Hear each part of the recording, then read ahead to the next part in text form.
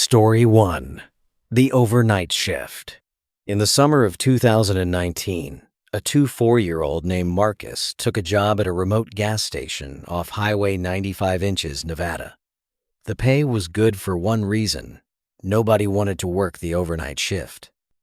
The station sat alone in the desert, surrounded by nothing but sand and darkness for miles in every direction. Marcus didn't believe in ghosts or monsters. He needed the money for college, so he took the job without hesitation. His first week was uneventful. A few truckers would stop by, maybe a lost tourist or two, but mostly it was just Marcus, the hum of fluorescent lights, and the endless desert night. Then came his 8th night. It was 2:47 a.m. when the door chime rang. Marcus looked up from his phone to see a woman standing in the entrance. She wore a sundress that looked like it was from the 1950 seconds, and her hair was styled in vintage victory rolls. In the middle of the Nevada desert, at 3 inches the morning. "Can I help you?" Marcus asked. The woman didn't respond. She just stared at him with wide, unblinking eyes. Then, slowly, she walked to the back of the store toward the restrooms. Marcus felt uneasy, but shrugged it off. Maybe she was from one of those vintage enthusiast groups. Nevada was full of eccentric people. 5 minutes passed. 10, 15. The woman never came back out. Marcus walked to the restroom area and knocked on the women's room door. "Ma'am, store policy says I need to check if you're all right." No response. He knocked again. Nothing. Finally, he pushed the door open. The bathroom was empty. Completely empty. One small window, but it was locked from the inside and painted shut. There was no way out except the door he'd been standing in front of. The woman had vanished. Marcus backed out of the bathroom, his heart racing.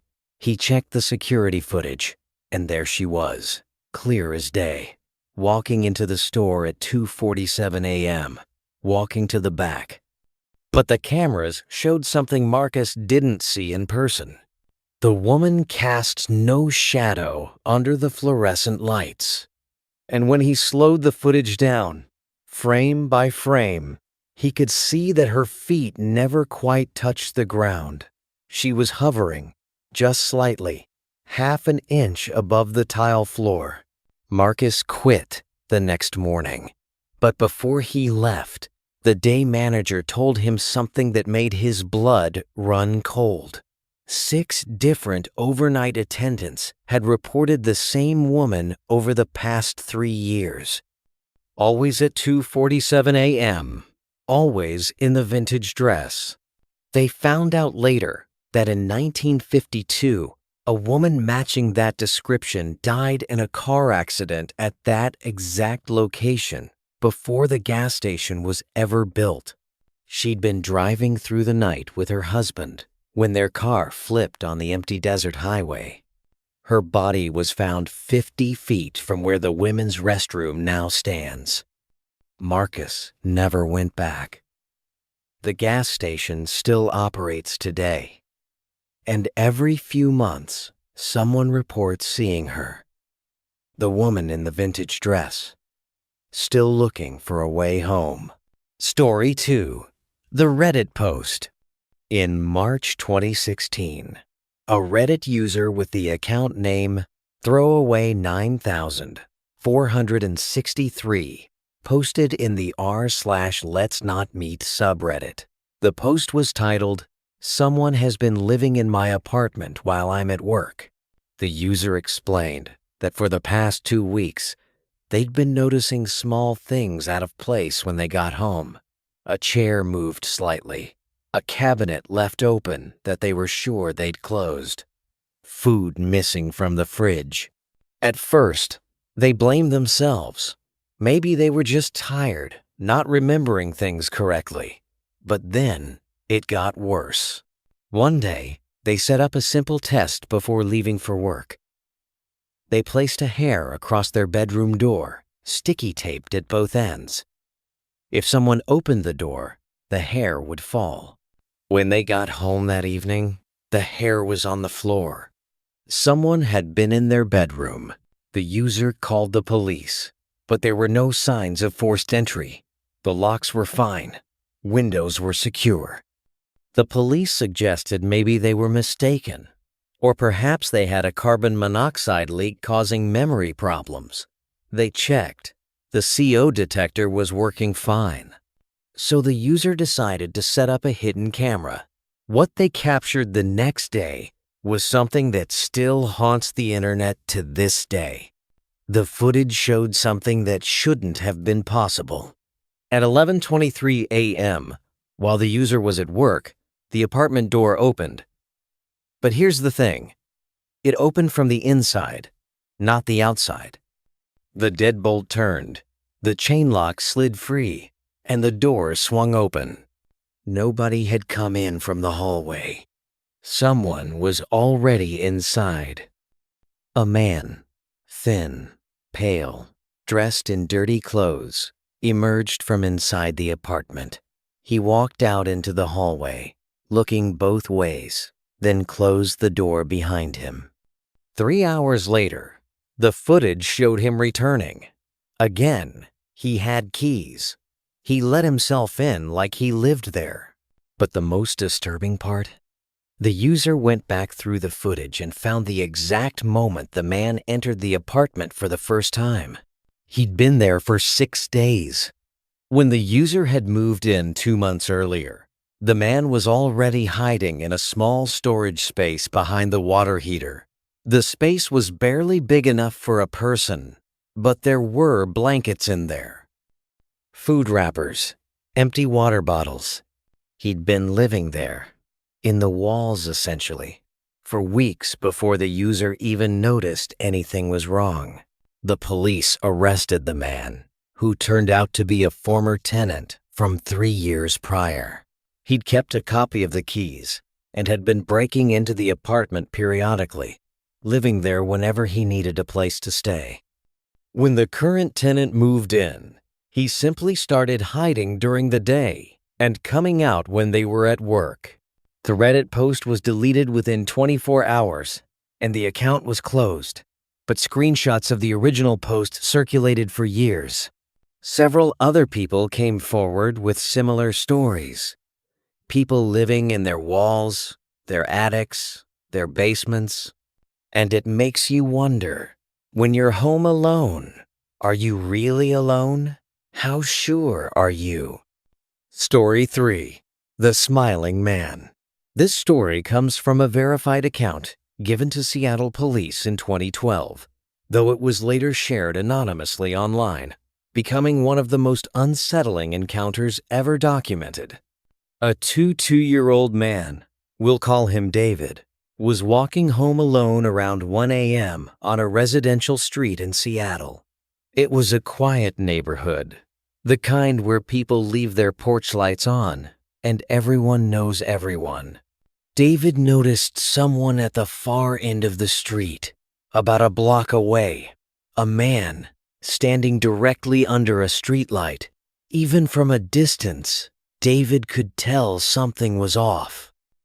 The man was standing completely still, facing David's direction. David kept walking, assuming the man would move or turn away. He was wearing a suit that looked too small for him, like it was made for someone else. His limbs were long and thin, almost unnaturally so. And he was smiling, a wide, stretched smile that seemed to take up most of his face. David felt every instinct in his body telling him to turn around, but his apartment was only 2 blocks ahead, past where the man was standing. He decided to cross the street and keep walking, avoiding direct contact. That's when the man started moving. But he wasn't walking normally. He was dancing, or something like dancing. His movements were jerky, exaggerated, like a marionette with half its strings cut. He was bobbing and weaving, taking wide, sweeping steps, but he was coming toward David, all while maintaining that horrible smile. David stopped walking. The man stopped too, still smiling, swaying slightly to a rhythm only he could hear. They stood there, maybe 20 feet apart, just staring at each other. David's heart was pounding so hard he could hear it in his ears. Then David made a decision. He turned around and started walking back the way he came, fast.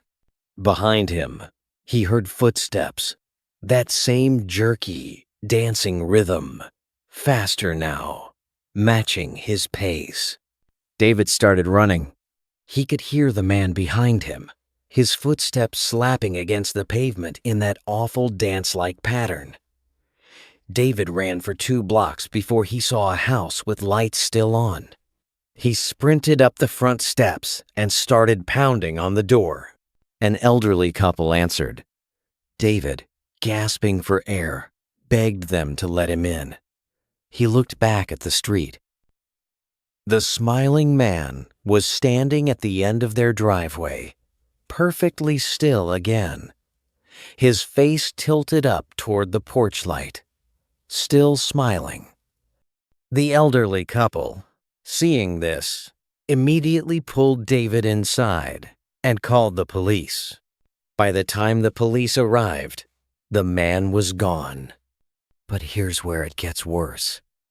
After David filed his report, 2 other people came forward that same week.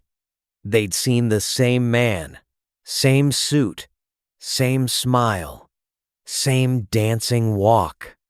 One person saw him near Capitol Hill, another near Green Lake, miles apart. And then the reports stopped. He was never seen again. Nobody could identify him. No missing persons matched the description. It was as if he'd never existed at all. David moved out of Seattle 3 months later. He told friends he couldn't shake the feeling that somewhere, in some dark corner of some city, that man was still out there, still dancing, still smiling, waiting for someone else to walk home alone. Story 4. The Baby Monitor. In the fall of 2018, a young couple in Cincinnati, Emma and Josh, set up a baby monitor in their 6-month-old daughter's nursery. It was one of those modern monitors with Wi-Fi, a camera, night vision, and a speaker so you could talk to your baby from another room. Standard equipment for new parents in the digital age. Everything worked perfectly for the first few weeks. They'd check on their daughter Sarah throughout the night. They could see her sleeping peacefully in her crib, the soft glow of her nightlight illuminating the room. Then, one night in October, Emma woke up at 3:17 a.m. to the sound of someone singing. It was coming from the baby monitor, a man's voice, deep and rough, singing a lullaby. But not just any lullaby. It was Rock-a-Bye Baby. But the lyrics were wrong, twisted. Rock-a-bye, baby, on the treetop. When you wake up, the screaming won't stop. Emma grabbed her phone and opened the baby monitor app. The camera showed Sarah's room, but there was movement in the corner of the frame, a shadow shifting in the darkness. The voice continued singing through the speaker. Emma screamed for Josh. They both ran to Sarah's room, throwing the door open. Sarah was fine, sleeping soundly in her crib, but the room was freezing cold despite the heater running. And the baby monitor camera was slowly panning left and right, though neither of them was controlling it. Josh immediately unplugged the camera from the wall. They held Sarah and went downstairs, waiting until morning to figure out what had happened. When dawn came, Josh called the baby monitor company. The tech support agent went through their account and found something disturbing. Their camera had been accessed remotely 3 times over the past 2 weeks by an IP address in Romania. Someone had been watching their daughter sleep. And not just watching. They'd been controlling the camera, taking screenshots, and yes, talking through the speaker. The FBI got involved. They traced the IP address to a dark web forum where hackers shared access to compromised baby monitors. There were thousands of cameras listed. Parents had no idea their homes were being watched, their children being observed by strangers across the world. Emma and Josh's camera was removed from the list, but investigators told them something that still haunts them. Based on the activity logs, someone had been watching Sarah every night for 2 weeks, from 11 p.m. until 4 a.m. Just watching. But it was the final detail that made Emma physically sick. In the app's data logs, they found that whoever was watching had taken 47 photographs of Sarah sleeping, and they'd saved each one with a file name. A countdown. 47, 46, 45. The FBI never found out what happened when the countdown reached 0. The hacker disappeared from the dark web forum the day after Josh unplugged the camera. But sometimes, Emma still wakes up at 3:17 a.m. And in that moment, in the silence of her house, she swears she can hear someone singing, "Rock-a-bye, baby," on the treetop. Story 5. The Hiking Stairs. This next story comes from multiple reports filed by U.S. Forest Service workers across the country. It's been verified by so many independent sources that it's become something of an open secret among park rangers and search and rescue personnel. If you've spent any time in deep forests or national parks, you might have heard whispers about this. Some rangers won't talk about it at all. Others will, but only after their shift ends, and only if they trust you. We're talking about the stairs. In forests across America, Washington, Montana, North Carolina, Arkansas, and many others, rangers and hikers have reported finding staircases in the middle of nowhere, not ruins of old buildings, not part of any structure, just staircases. They're made of wood, brick, or metal. Some are old and weathered. Others look brand new, like they were installed yesterday.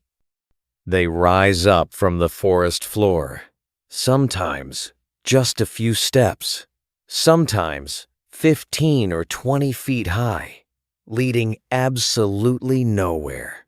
They're not attached to anything. They're not near any trails or campsites. They're just there. One former Forest Service employee, we'll call her Jennifer, shared her experience in a series of encrypted emails to a journalist in 2017. She worked in a national forest in the Pacific Northwest and had encountered the stairs 3 times during her 5-year career. "The first time I saw them," she wrote, "I thought someone had dumped them there illegally. It was a set of carpeted stairs, like you'd find in someone's home, just standing in a clearing about 5 miles from the nearest trail. They looked completely out of place." Jennifer said she radioed it in and took photos for the incident report. Her supervisor told her to stay away from the stairs, don't touch them, don't climb them, and absolutely do not document their location in any official report. When Jennifer asked why, her supervisor said, "Because people who climb them don't always come back down." Jennifer thought he was joking, trying to spook the new recruit, but when she got back to the ranger station, the other rangers confirmed it. There was an unofficial rule among Forest Service workers. If you find stairs in the woods, you mark the location privately, you warn other rangers, and you move on. Over the years, there have been incidents. Hikers who went missing near the stairs. Some were never found. Others were found miles away, disoriented and confused, with no memory of how they got there. One search and rescue volunteer reported finding a missing hiker sitting at the top of a staircase, just sitting there, staring at the trees. When they brought him down, he couldn't explain why he'd climbed up. He didn't remember deciding to do it. He just said he had to. Another ranger reported seeing a woman in old-fashioned clothing descending a staircase that he knew for a fact no one had climbed. She turned to look at him, smiled, then continued walking down. When she reached the bottom step, she kept walking downward, through the ground, until she disappeared completely. The most disturbing account comes from a SAR team in Arkansas. They were searching for a missing 8-year-old boy who'd wandered away from his family's campsite. After 2 days of searching, they found him. He was standing at the base of a metal staircase they'd never seen before, even though they'd searched that area twice already. The boy was fine, completely unharmed, but he said something that made the team go quiet. He said a nice man in old clothes had brought him to the stairs and told him to wait there, that his parents would come get him, but the boy had been alone when the SAR team found him. And the stairs? They went back the next day to photograph them for the report. They were gone. The ground where they'd stood showed no sign of disturbance. No post holes. No foundation. Nothing. Like they'd never existed at all. Forest Service workers still find new staircases every year. They mark them, they warn each other, and they never, ever climb them. Jennifer ended her emails with a single piece of advice that's been passed down among rangers for decades. If you're ever hiking and you find a staircase in the woods, turn around. Don't look at it too long. Don't try to figure out why it's there. Just leave. Because the forest is watching to see what you'll do. And if you climb those stairs, you become part of whatever game it's playing. Story 6. The 911 Call. This story contains a verified 911 call transcript that was leaked online in 2015. The case remains unsolved. On the night of the 12th of August 2014, Emergency Dispatch in Santa Cruz County, California, received a call at 11:04 p.m. The caller was a woman, early 30s, and she was whispering. The recording of this call was eventually leaked to the media and has been analyzed by audio forensics experts, law enforcement, and internet investigators. To this day, no one knows what really happened to the woman on the other end of that call. The transcript reads as follows. Dispatcher, 911. What's your emergency? Caller, whispering. I need help. Someone's in my house. Dispatcher, ma'am, can you speak up? I can barely hear you. No, I can't. He'll hear me. I'm hiding in my closet. Dispatcher, okay, stay on the line. What's your address? The woman gave her address. The dispatcher immediately sent units to the location. This is standard procedure. But what happened next isn't in any training manual. Caller, he's walking around. I can hear him downstairs. He's looking for something. Dispatcher, can you tell me what he looks like? Did you see him? Caller, no. I just woke up and heard someone in my house. I grabbed my phone and hid. Officers are 3 minutes away. Stay hidden. Don't make any noise. Caller, barely audible. He's coming upstairs. Caller, oh God, he's in the hallway. He's outside my bedroom. Dispatcher, stay quiet. Officers are almost there.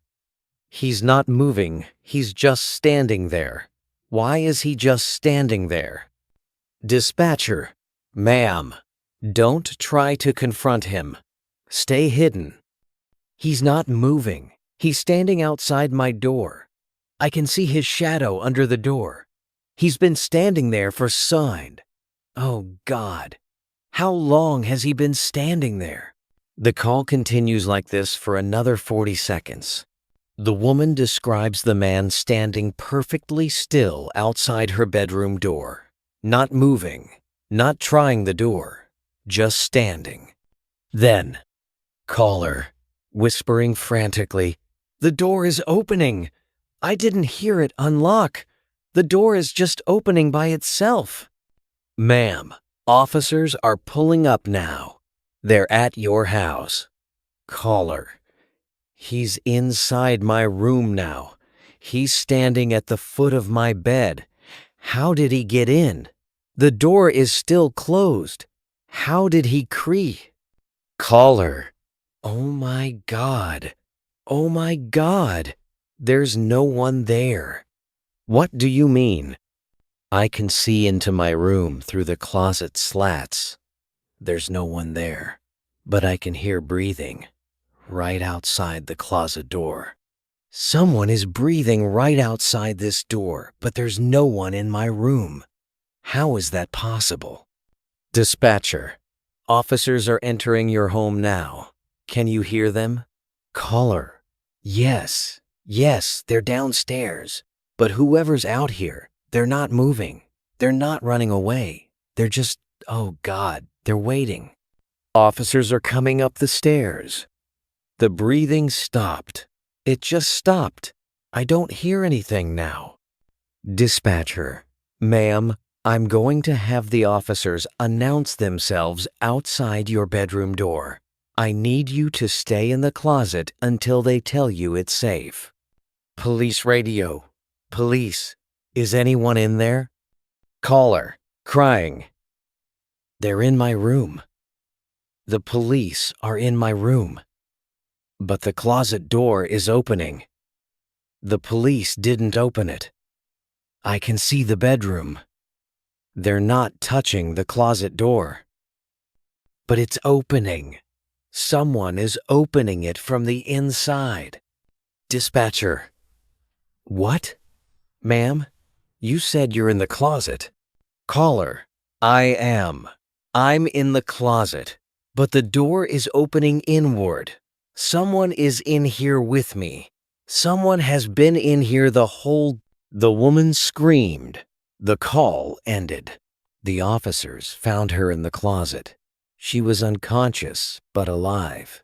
No injuries, no signs of struggle. No intruder anywhere in the house. Every door and window was locked from the inside. The security system showed no one had entered or left. But when the woman woke up in the hospital 3 hours later, she couldn't remember anything after hiding in the closet. The last thing she remembered was whispering to the 911 dispatcher that someone was in her house. Everything after that was just gone. The audio forensics team analyzed the recording for weeks. They confirmed that the breathing sounds weren't coming from the woman. They were coming from somewhere else in the room. Multiple experts agreed. There was definitely someone else breathing on that recording. But here's the thing that no one can explain. In the final 15 seconds of the call, before the scream, there's something else on the recording. Something the dispatcher didn't hear in real time because it was just below the threshold of human hearing. When audio engineers isolated and amplified the low frequencies, they found something that made them stop working on the case. A voice, whispering, repeating the same phrase over and over, underneath the woman's crying and the police radio chatter. She can't see me.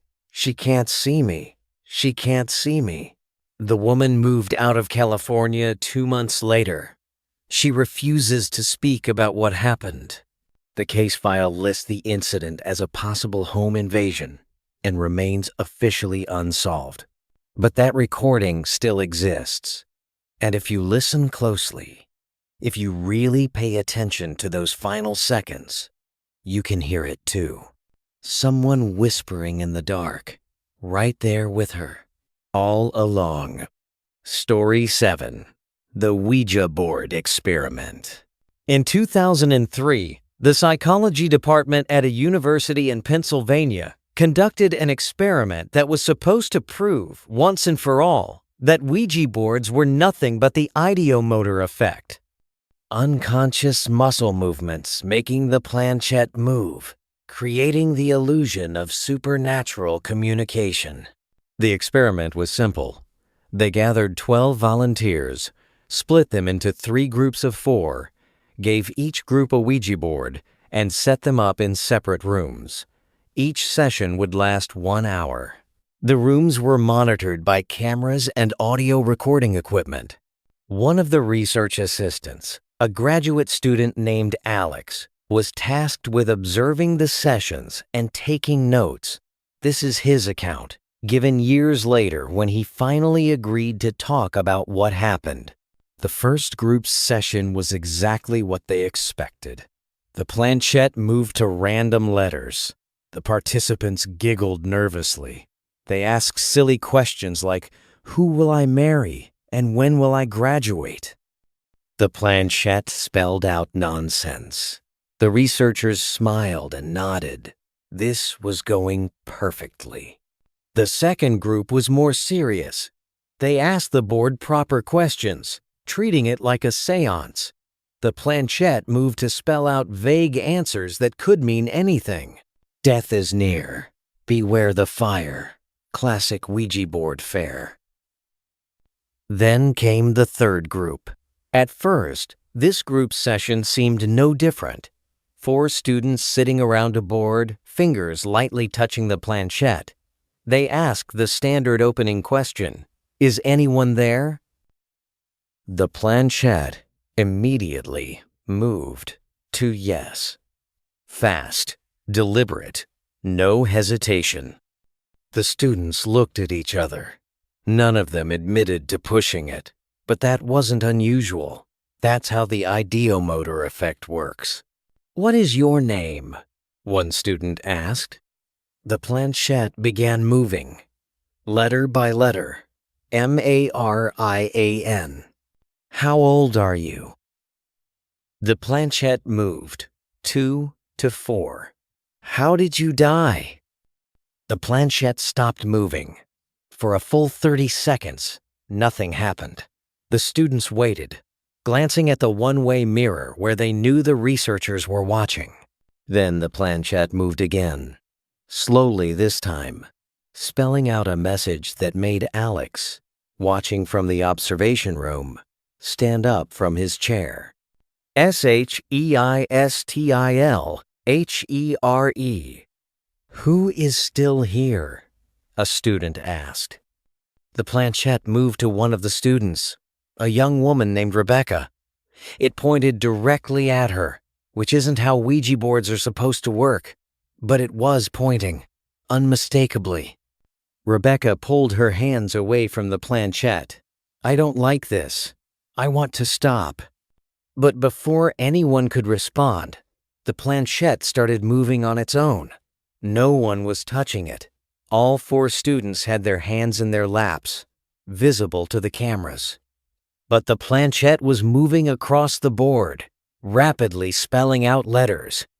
REBECAKNOW, SWHAT, SHEDID. Rebecca went pale. She stood up, knocking her chair backward. "Stop this. Whatever this is, stop it." The planchette continued moving, faster now.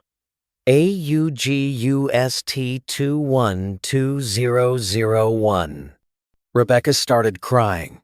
She ran to the door, but it wouldn't open. The observation room couldn't see why. The lock mechanism wasn't engaged. The door should have opened freely, but it wouldn't budge.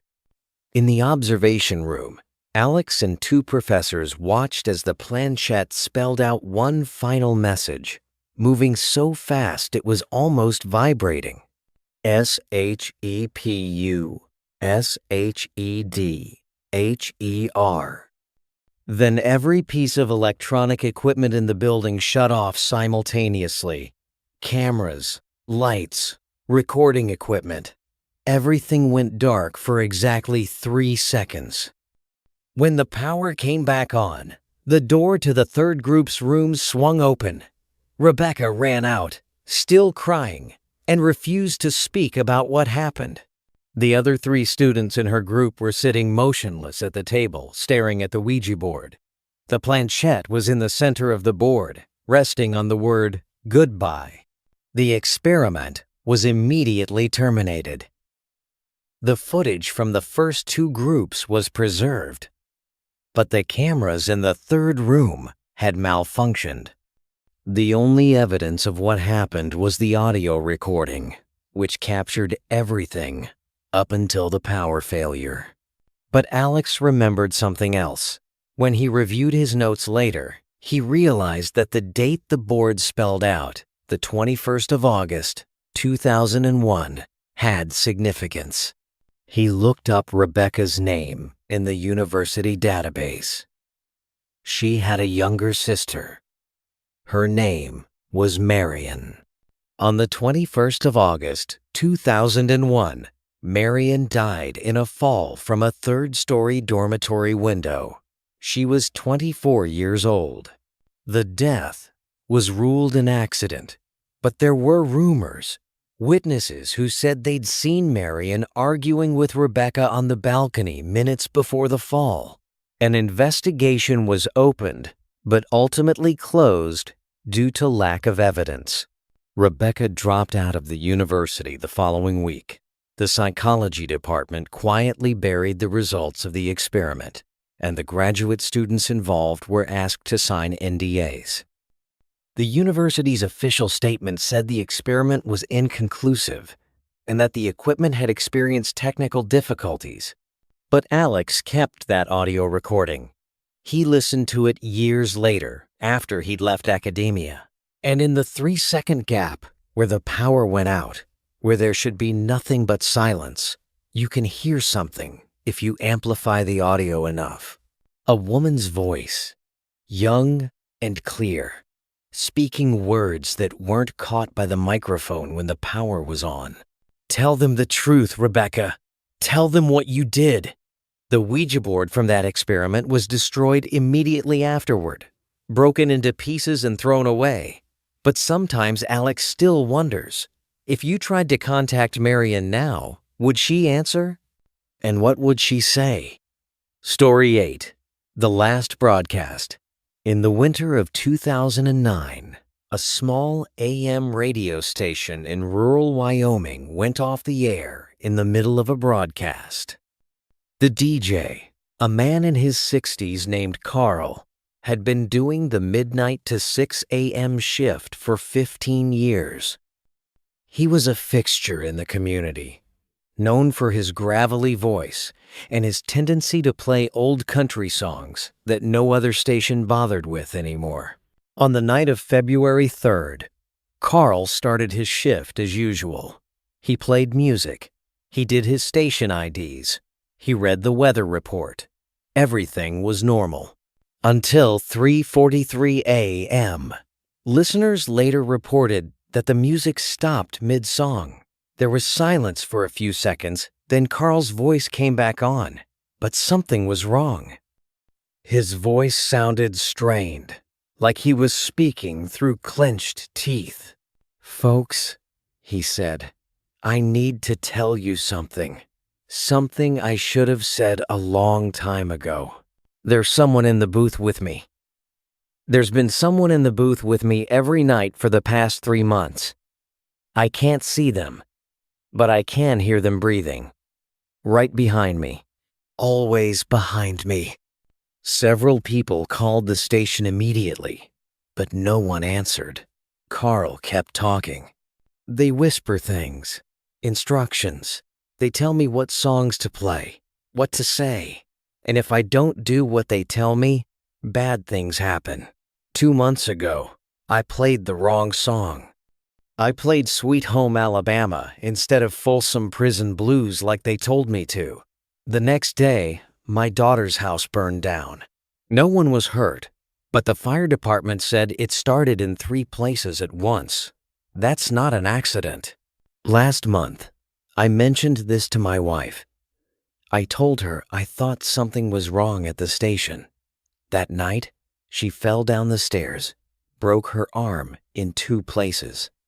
She said it felt like someone pushed her, but we were alone in the house.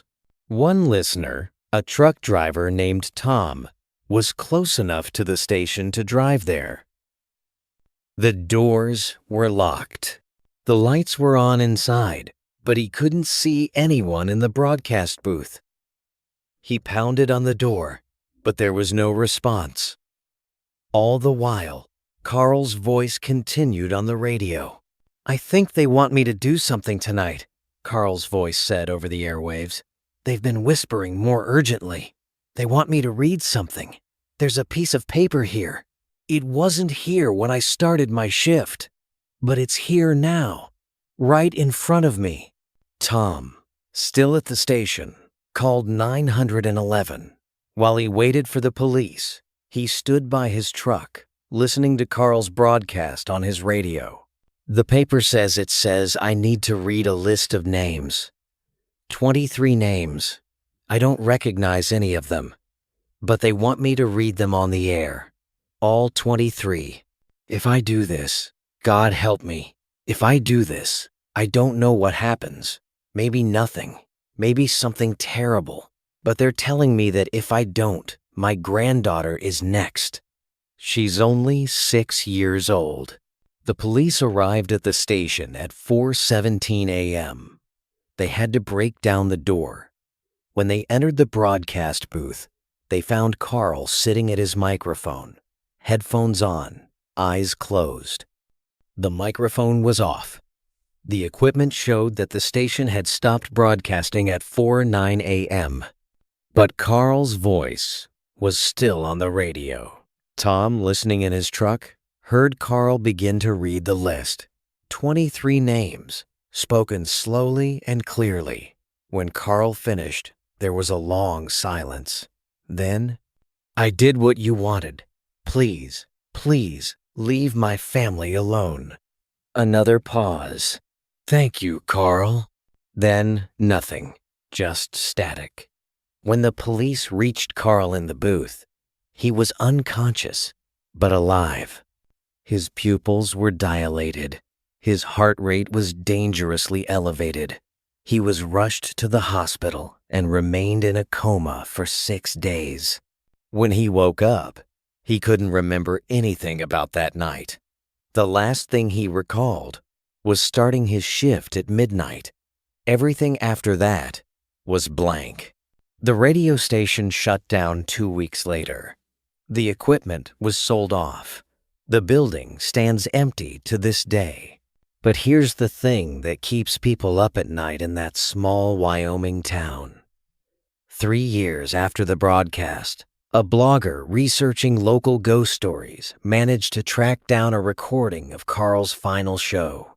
Someone had been recording the broadcast that night and posted it online. The blogger listened to the entire thing and created a transcript. Then they did something that no one had thought to do before. They researched the 23 names Carl had read on the air. 19 of them were people who had died in Wyoming between 1960 and 2008. Different causes, different ages, different locations, but all unsolved deaths or suspicious accidents. The remaining 4 names didn't match anyone in public records. Not yet. But 2 years after Carl's broadcast, one of those 4 names appeared in a local obituary. A man had died in a car accident on the same highway where the radio station used to broadcast its signal. His name was Michael Torrance, the 7th name on Carl's list. As of now, 3 of the 4 remaining names have matched people who died in that county, all within 5 years of the broadcast, all in accidents that investigators found unusual. There's one name left. The 23rd name. Carl read it last, right before he said, "I did what you wanted." That person is still alive, still living in Wyoming. They've been contacted by investigators, by paranormal researchers, by journalists. They refuse to talk about it. But those who know them say the person has become paranoid, isolated. They moved to a new house with extensive security systems. They don't drive at night. They don't answer the door after dark. Because they know what the others didn't. Their name was read on the air, on that broadcast, by a man who didn't know what he was doing. And somewhere, in the static between radio frequencies, something is waiting. Waiting for the last name on the list. Story 9. The Wrong Patient. This account comes from a nurse who worked at a large hospital in Massachusetts. She shared her story anonymously on a healthcare worker forum in 2016, and it was later verified by 2 other nurses who were working that same night. We'll call her Sarah. On a Tuesday night in November 2015, Sarah was working the night shift in the ICU. It was a quiet night, only 6 patients in a 16-bed unit. Around 2:30 a.m., Sarah was at the nurse's station doing her charting when she heard the call button from room 7. Room 7 was supposed to be empty. She'd walked past it an hour ago on her rounds. Empty bed, lights off. She checked the patient board. Yes, room 7 was listed as unoccupied. But the call button was ringing. Sarah walked to room 7 and pushed the door open. The lights were still off, but in the glow from the hallway, she could see that the bed wasn't empty anymore. Someone was lying in it, a patient, covered with sheets up to their chin. In the darkness, she couldn't make out any details. "I'm sorry," Sarah said. "I wasn't aware you'd been admitted. Let me get your chart." The figure in the bed didn't respond. Sarah turned on the lights. The person in the bed was a woman, elderly, maybe 70 or 80 years old. Her eyes were closed. Her skin was waxy and pale. She was wearing a hospital gown that Sarah didn't recognize. It was an old style, the kind a hospital hadn't used in years. "Ma'am?" Sarah approached the bed. "Can you hear me?" No response. But the woman was breathing. Sarah could see her chest rising and falling. Slow, shallow breaths. Sarah immediately checked the monitors. None of them were hooked up. No pulse ox, no blood pressure cuff, no IV. This woman had been put in the bed without any of the standard equipment. That shouldn't be possible. Someone from admissions would have called. A doctor would have written orders. There would be a chart. Sarah left the room and went back to the nurse's station. She called the admissions department. They had no record of any new patients being admitted to the ICU that night. She called the emergency department. They hadn't sent anyone up. Sarah checked the security logs. No one had entered the ICU through the main doors in the past 3 hours. She went back to room 7. The woman was still there, still breathing, still unresponsive. Sarah decided to do a quick assessment. She needed to figure out who this patient was and why they'd been brought to the ICU without proper procedures. She took the woman's hand to check for a medical bracelet. The hand was cold, very cold. Sarah tried to find a pulse at the wrist. Nothing.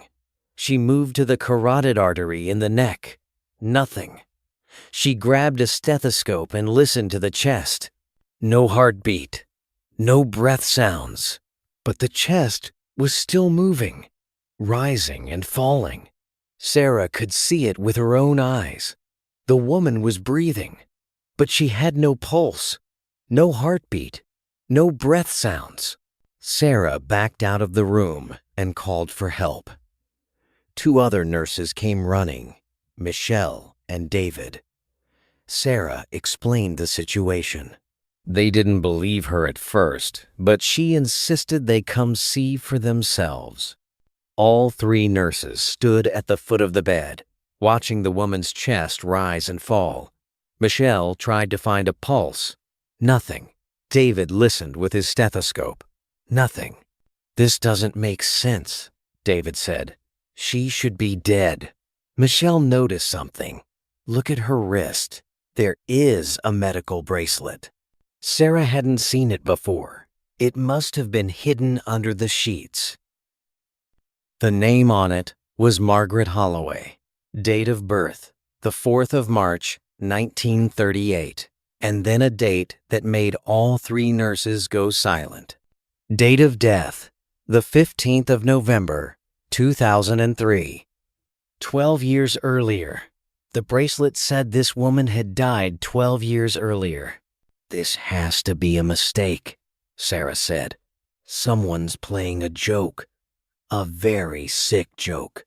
But none of them were laughing, because the woman in the bed was still breathing, still lying there with her eyes closed, chest rising and falling in that steady rhythm.